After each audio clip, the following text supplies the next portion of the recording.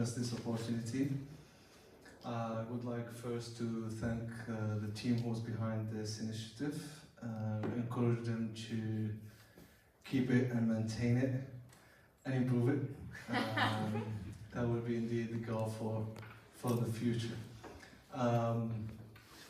Why we're here indeed is a very valid question to ask. First answer to that, we are gathering here today because we have an occupied land with a separated people suffering from consequences of occupation for decades. That is the direct reason why we're here.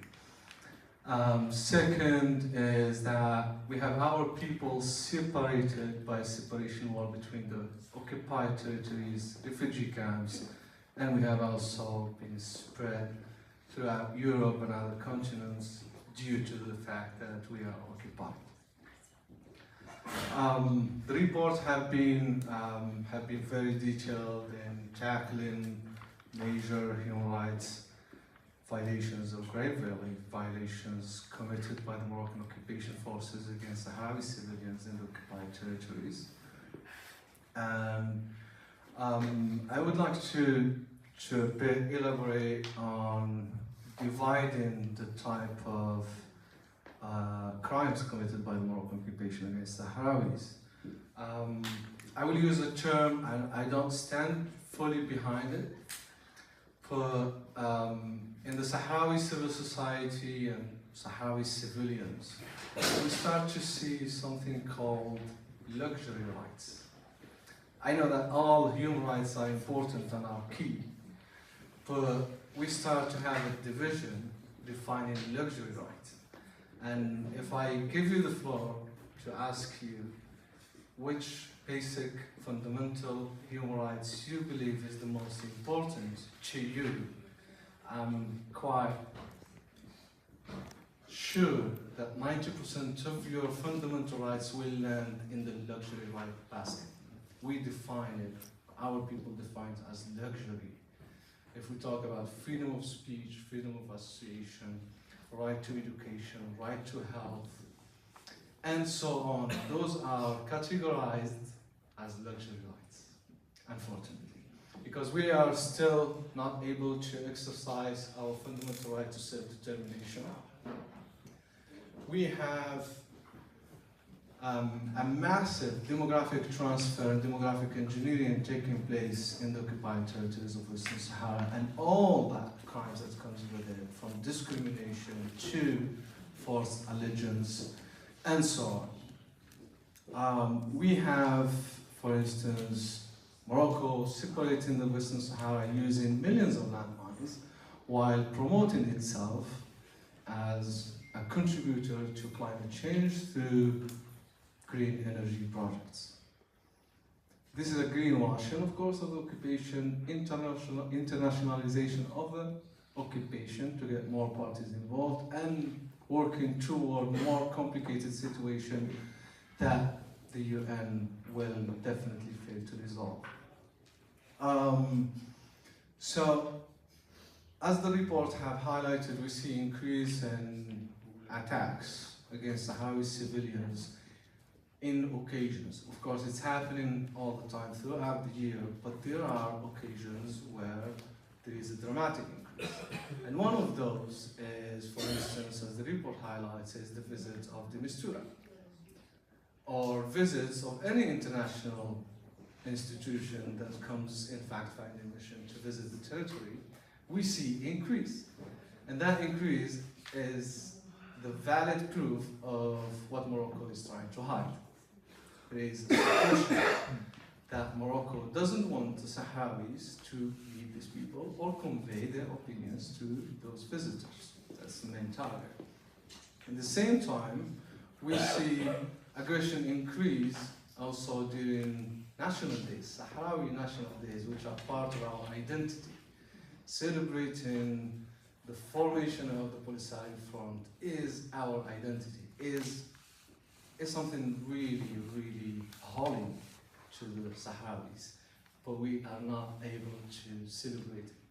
So it's another kind of suppression to attack really the fundamentals of our identity. However, we need to add to that also the retaliation tools that Morocco use against civilians or against Sahrawis, activists, human rights defenders, and so on.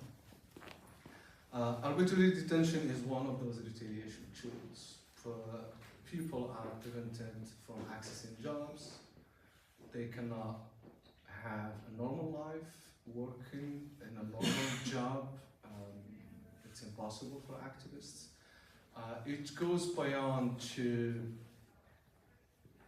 reach out to your kids. Your kids at school will suffer if you are an activist.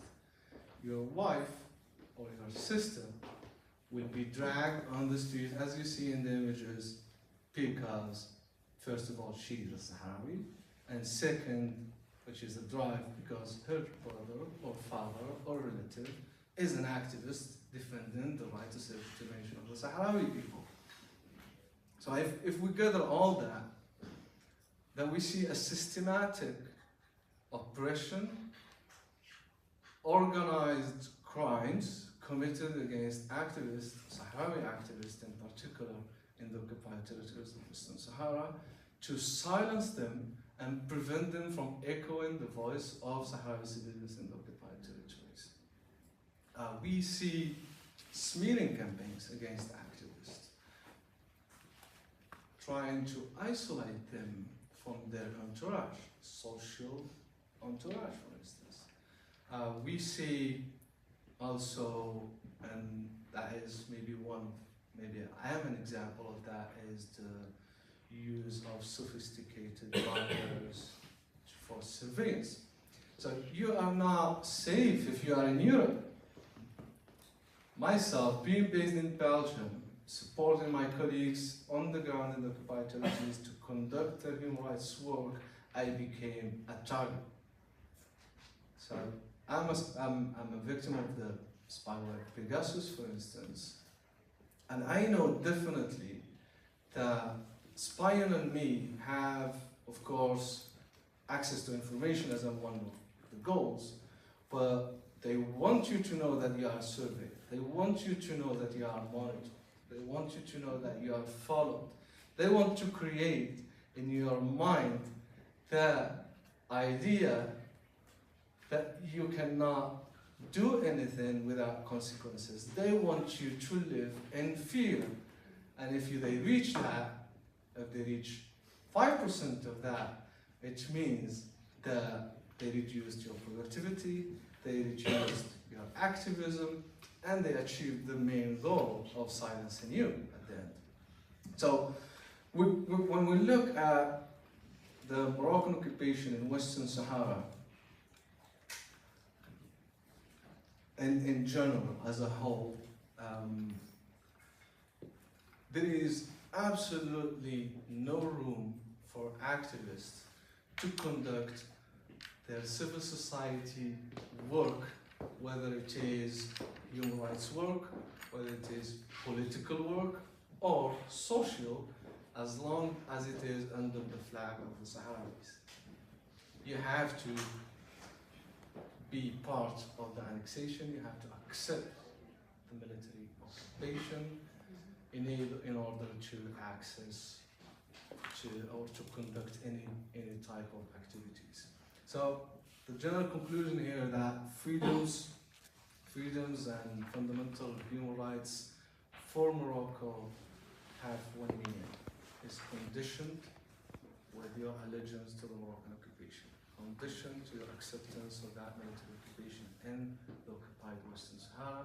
You have to obey it, you have to accept it, and you have to live with it against your will, against your wish, and of course against your own principles. And this is something that I should salute my colleagues who are conducting their daily work on the occupied territories on the ground, collecting information, providing reports, trying to convey the message to us, all of us here.